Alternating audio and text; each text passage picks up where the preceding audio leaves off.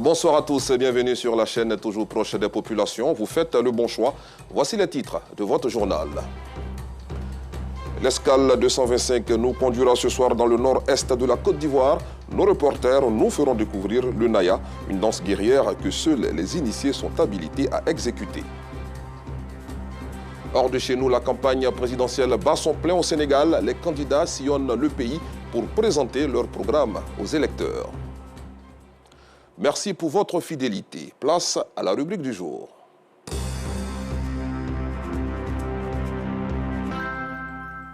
Direction le nord-est de la Côte d'Ivoire, dans le Gontougo, pour découvrir le Naya, une danse guerrière du village de Sapli. Découvert par un chasseur dans une forêt, le Naya se danse pendant les mariages, les funérailles et d'autres événements chez les Koulangos.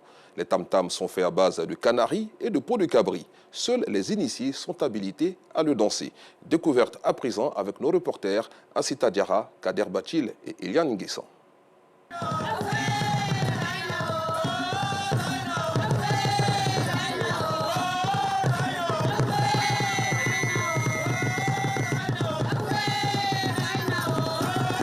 Ce soir, les habitants de Sapli, localité située dans la région du Gontougo, à l'est du pays, sont réunis autour de la danse Naya.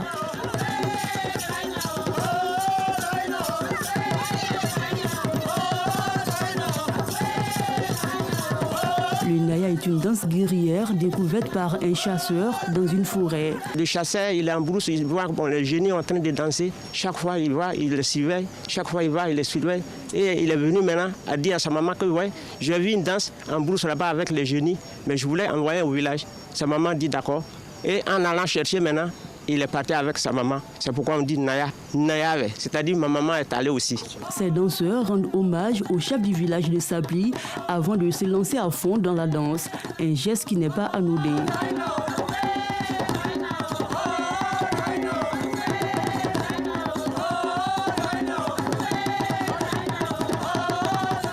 Bon, quand il vient devant le chef, ça veut dire que tout ce qu'on fait là, c'est grâce à eux qu'on est en train de faire. Les tam-tams des Naya sont faits avec des canaris et la peau d'un animal.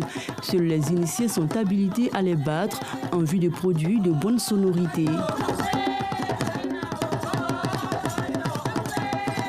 Il faut apprendre d'abord avant de taper. Si tu n'apprends pas que les gens dansent, quand les enfants dansent, ça ne peut pas aller avec eux. Pendant cette danse se déroulent des événements hors du commun.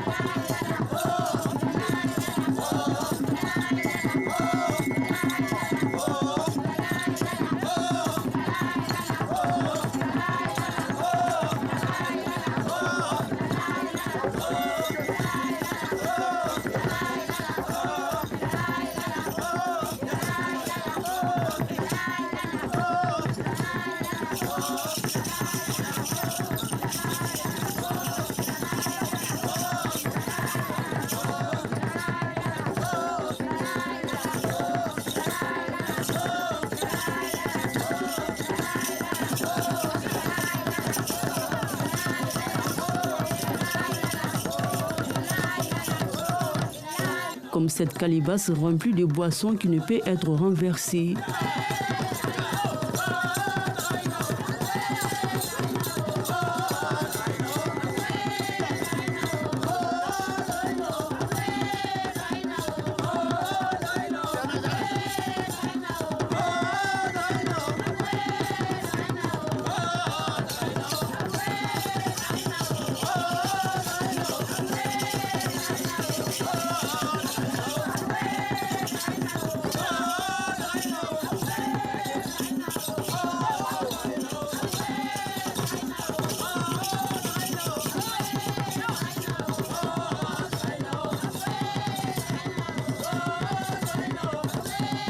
Cette boisson utilisée par les danseurs a des vertus thérapeutiques. Je cherche une bénédiction l'eau qu'on est en train de faire là, on te donne aussi, tu te laves avec.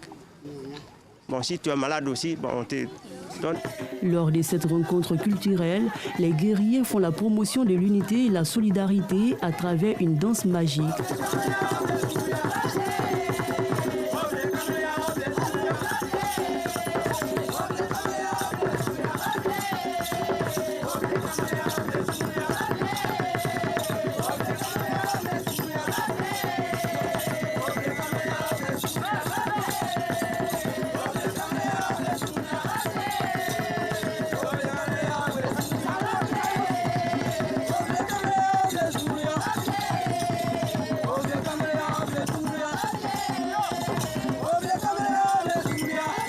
On colle les deux balais là.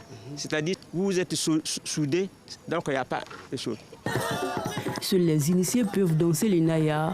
Pour assurer les relais, les enfants des bas âges sont formés par des adultes.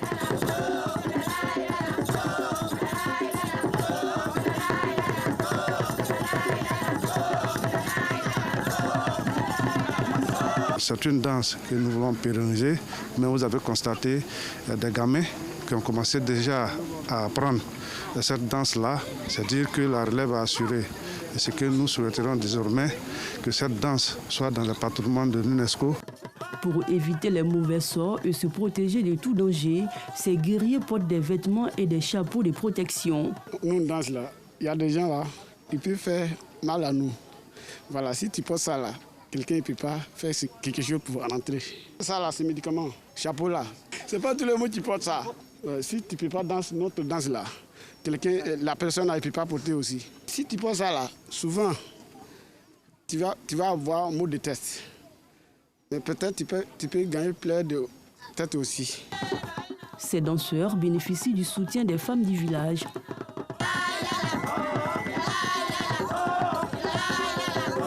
Sinon, frère danse là, on prend le foulard, on les fait décourager, ils dansent. S'il n'y a pas les femmes pour chanter, ils ne peuvent pas bien danser. Le naya s'exécute durant des événements heureux comme malheureux, tels que les mariages, les funérailles et les festivals. Cette danse fait la fierté des filles et fils du Gontougo.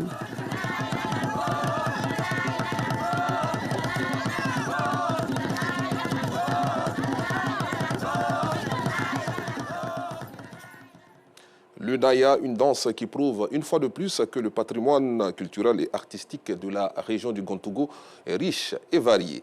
Autre sujet à présent, des équipes de vétérinaires du ministère des Ressources animales et halieutiques séjournent dans les villes de Mans, Guitry et Fronan. Ces localités ont enregistré des décès de personnes contaminées par la rage. Les ménages sont donc invités à faire vacciner leurs animaux de compagnie ou sauvages apprivoisés. L'équipe de vétérinaires basée dans la région des 18 montagnes a été suivie par Gervais Kouassi du bureau régional de RTI Mans. Son reportage est commenté par Clément Bocco. La rage, maladie mortelle qui est transmise de l'animal à l'homme, continue de sévir sous nos tropiques. Cette campagne est partie du fait qu'il y a eu une recrudescence des cas de rage, spécifiquement dans le département de Mans. Et il était bon pour le ministère des Ressources animales et halieutiques, à travers la direction des services vétérinaires, avec le soutien de ses partenaires, notamment la FAO et l'USAID, de pouvoir planifier cette activité de réponse vaccinale contre la rage canine. Nul n'est à l'abri de la rage au regard du mécanisme de transmission de la maladie. La meilleure alternative pour faire face au mal est la vaccination des animaux de compagnie, mais aussi des animaux sauvages que nous apprivoisons. Mordu, léché ou bouffé par ces animaux-là, il risque d'être contaminé et de développer plus tard la maladie, si jamais l'animal est infecté. La rage est dangereuse pour l'homme en ce sens que lorsqu'une personne commence à faire la maladie, il n'y a plus rien qu'on puisse faire pour cette personne. Et c'est pourquoi il est important de s'y prendre très tôt. Lorsque vous êtes exposé à une morsure, il est bon de vous dépêcher dans le centre de santé le plus proche ou à l'antenne de l'Institut national d'hygiène publique le plus proche, une prise en charge pour cette exposition. Eu égard aux dangers encourus en cas de morsure, griffure, voire léchage d'un animal enragé. Le vaccin ne coûte presque rien. Bon, c'est annuel, peut-être de 5 000 francs pour vacciner cet animal. Et il est protégé pendant 1 an. Donc voici un peu les conditions. La campagne de vaccination des animaux domestiques et sauvages apprivoisés a permis à des ménages de vacciner pour la première fois ou de revacciner leurs bêtes. Je suis venue pour faire vacciner mon chien à cause de la rage. Ceux qui sont restés à la maison, je leur ai dit de venir faire vacciner les chiens. Car la rage, c'est une sale maladie. Bon, j'ai décidé de venir vacciner mon chien parce que comme c'est un animal domestique, voilà, il peut mourir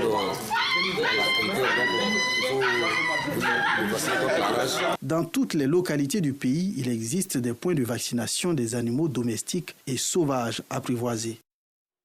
Restons avec Gervais Kouassi et Clément Boko pour parler cette fois d'autonomisation de la femme. Ce mois de mars consacré à la valorisation des droits de la femme a été l'occasion pour les dames opérant dans le secteur du vivrier à Sipilou de s'unir au sein d'une fédération.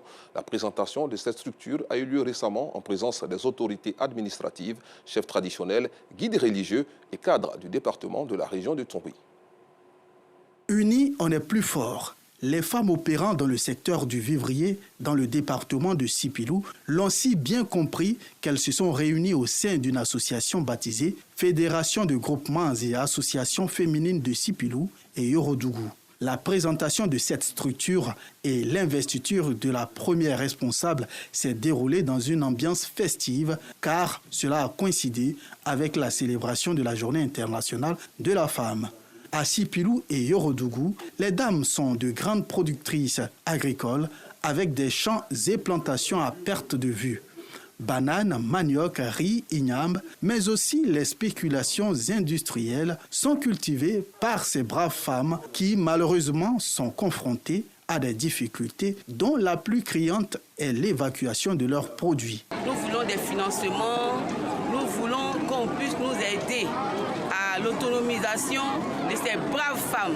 Le département de Sipilou regorge de potentiel en matière de vivrier. Et nous fournissons le marché de Biancouma, de Moua, de Daloa jusqu'à Abidjan. Seulement qu'on a des difficultés pour le transport, nous demandons de l'aide. Un gros camion de 60 tonnes, pourquoi pas. Les cadres de Sipilou se sont joints à leur dynamique sœur et mère dans cet élan de l'autonomisation de la femme en milieu rural.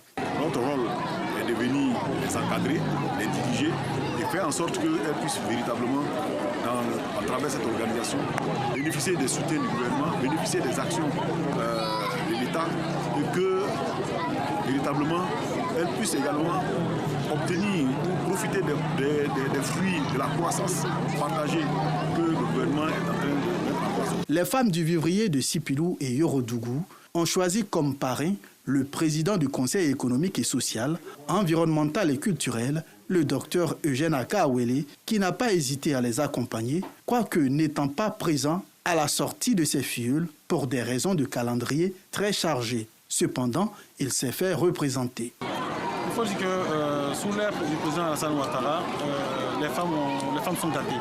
Je sais qu'il reste beaucoup à faire, mais énormément a été fait. Donc, c'est-à-dire que c'est quelqu'un qui est entièrement engagé pour le bien-être et la promotion du genre, surtout de la femme. Il faudra compter avec les femmes de Sipilou et Yorodougou dans l'atteinte d'une autonomisation totale de notre pays en denrées alimentaires, surtout dans le domaine du vivrier. C'est la Cité des Antilopes qui nous accueille à présent. 3 investisseurs originaires de Singapour, des États-Unis et de la Turquie ont effectué une visite à Daloa, ville du centre-ouest du pays, pour échanger avec les membres d'une coopérative agricole. Ils veulent aider les producteurs à améliorer leurs conditions de travail et de vie. Le point avec notre guide, Joël Gosset. 3 opérateurs économiques de la Turquie, de Singapour et des États-Unis se sont rendus du 29 février au 5 mars 2024 à Daloa, au centre-ouest du pays. Ils entendaient s'enquérir des réalités du terrain afin d'apporter des solutions aux problèmes que rencontrent les producteurs agricoles de ce département.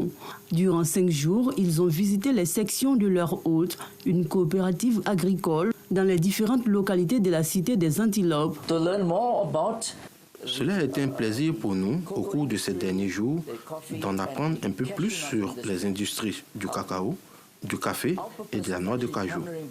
Le but de notre partenariat avec la coopérative est de l'aider à créer des opportunités dans toute l'Asie, aux États-Unis, en Turquie et au Moyen-Orient.